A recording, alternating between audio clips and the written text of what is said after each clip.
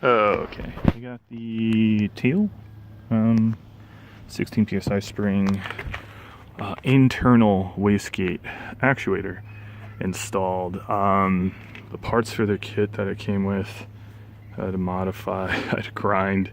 Well, I don't have a bench grinder and I don't have a bandsaw, so I wound up using a handheld grinder and grinding about half of this linkage off, which was supplied by ATP in their Teal kit for this turbo.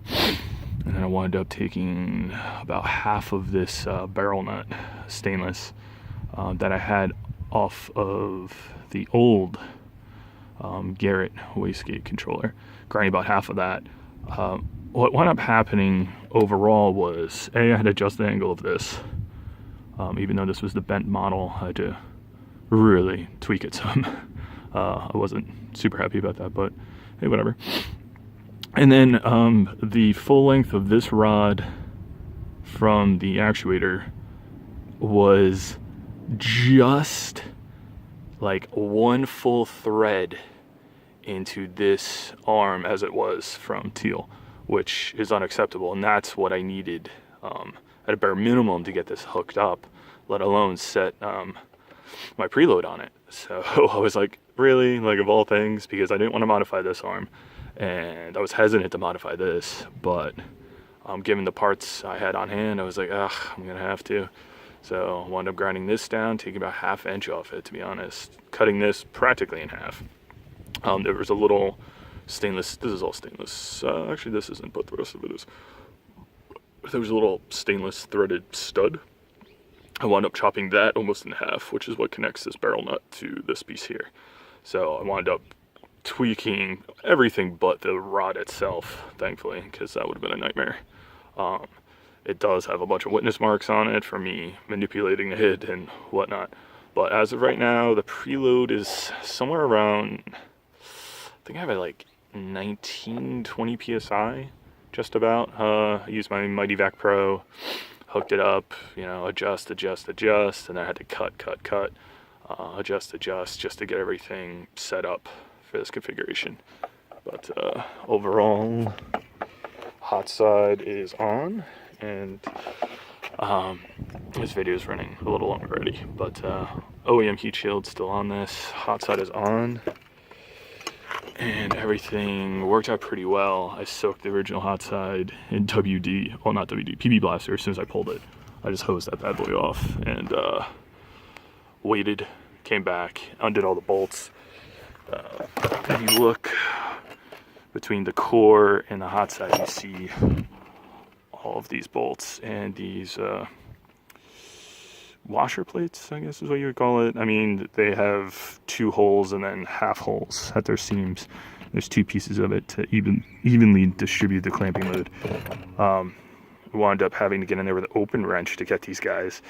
And what happens is your fittings get in the way and some other stuff get in the way, and I wound up loosening all of them and then pulling, well, giving the hot side a little tap, and thankfully it broke loose like really easily. And then wound up separating these 2 as I was undoing the bolts by enough clearance to actually pull out the hardware. So it was it was a lot of fun, to say the least. Putting it back together was a little easier because I wound up just spinning the 2 halves to give me the best access to the hole. So spinning the hot side on the core and then dropping the bolts in, like, as I go in the same slot on the core, in between, I forget, there's 2 good spots. I think one of these might have been it and the other, so you can get in there and drop them, spin, drop. You can only rotate like 340 degrees or something until this oil line hits this flange, so you can spin counterclockwise and then clockwise just to get all your bolts in. Then you got to clock everything.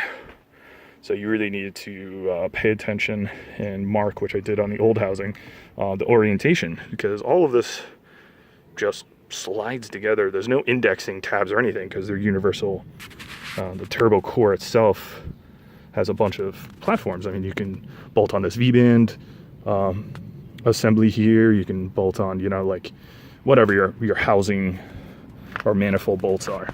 So with that in mind, being so universal, you need to keep track of this if you're ever pulling this stuff apart, just so you scribe or do whatever you need to do to get this stuff aligned appropriately, or else you won't be able to bolt it back together. Speaking of which, the table's a wreck right now.